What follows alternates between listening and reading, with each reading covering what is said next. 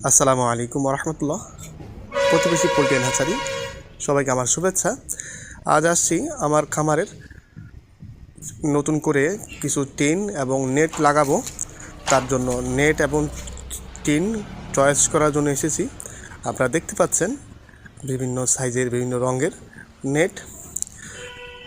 তো আজকে আমার খামারের বারান্দার একটা অংশ আমি বাড়তি করার উদ্দেশ্যে এখান থেকে কিছু টিন এবং নেট নিব। তার জন্য আপনাদেরকে দেখানো। আপনারা সবসময় চিন্তা করবেন খামার লং টাইম প্রসেস করার জন্য বা কাজ করার জন্য ভালো মানের টিন এবং নেট ব্যবহার করার জন্য। এতে কিছু টাকা বেশি গেলেও যাতে করে পরবর্তী প্রজন্ম বা আপনার খামার যেন অন্য কেউ যদি যখন চালায় তাতে করে যেন কোয়ালিটি সম্পন্ন জিনিসগুলো পায়, সেই লক্ষ্যে আমি ভালো মানের নেট এবং টিন নেওয়ার চেষ্টা করতেছি।